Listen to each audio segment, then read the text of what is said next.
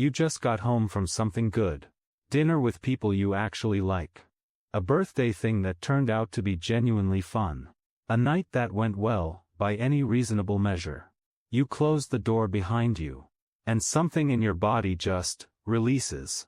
Like you'd been holding your breath the whole time without realizing it. And now that you're alone, you can finally put it down. You're not sad. You had a good time. But you're exhausted in a way that feels weirdly out of proportion to what actually happened. You sat at a table for 3 hours. You talked. You laughed. You drove home. And now you need to lie on the floor, stare at the ceiling, and not talk to another human being for roughly the rest of the week. Here's the strange part. You were genuinely present in those conversations. You weren't performing. You weren't faking it.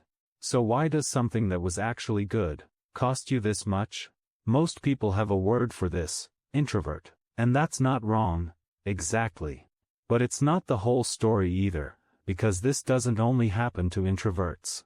It happens to people who'd call themselves extroverts, too. It happens after great nights and forgettable ones. After conversations with strangers, and after conversations with people you've known for 20 years. The label describes the pattern. It doesn't explain the mechanism. And once you understand the mechanism, the whole thing stops feeling like a personal flaw. Here's what's actually happening. Your brain runs more processing power in a social setting than in almost any other context you put it in. Think about everything it's tracking in a single conversation, what the other person just said, what they might actually mean by it, how they're feeling, how they're reacting to you, what you want to say next, how that's going to land, what the mood in the room is, whether something's off, whether you're coming across the way you want to. All of that, at once. Constantly. In real time. Some of it you're aware of. Most of it, you're not. Your brain is modeling another human being, sometimes several, every second you're with them, predicting, adjusting, recalculating. And another person is the single most complicated thing your brain will ever try to model. Nothing else you do comes close. So by the time you're home, you're not drained because something went wrong. You're drained because something went right. You were fully engaged in one of the most demanding tasks your brain is built to do. That tiredness isn't a warning sign that socializing is bad for you. It's the receipt for genuine presence. But it gets more specific than that. Not every social situation costs you the same amount.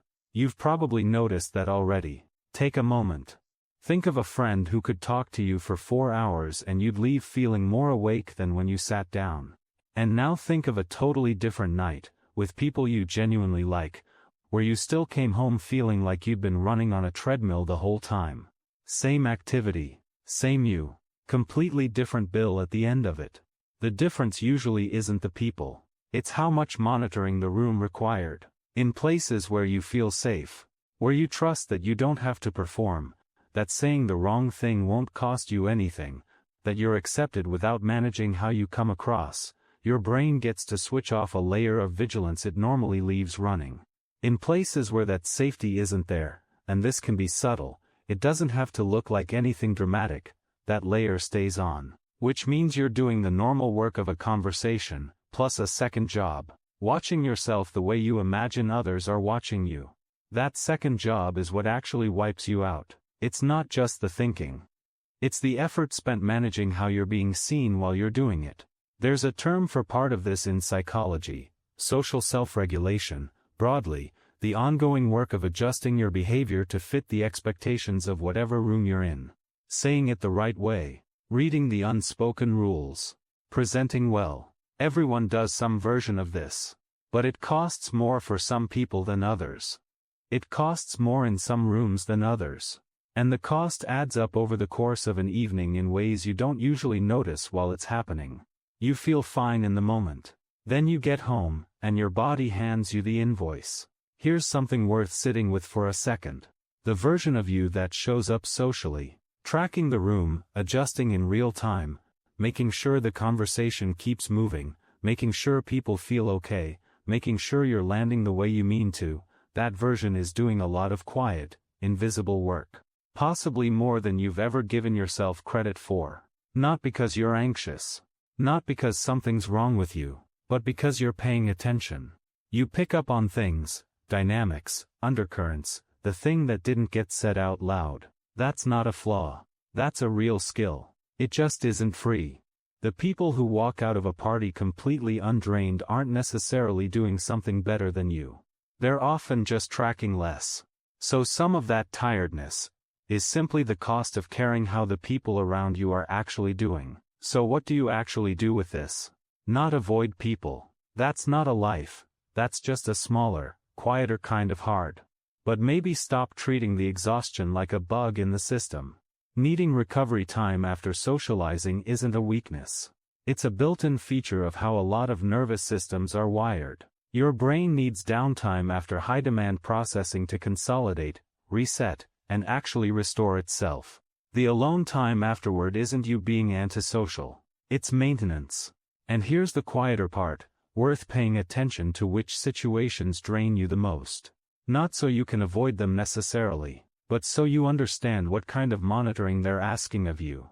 Because sometimes what feels like the cost of being social is really the cost of not being in a room where you can actually put your guard down. And once you can tell those two things apart, it changes what you start looking for, and who you start spending your time around.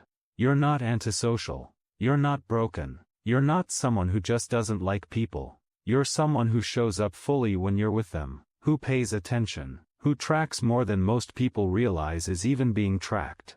That costs something. And the closed door, the quiet, the ceiling you end up staring at, that's not you retreating from the world. That's you giving yourself exactly what you need to keep showing up in it.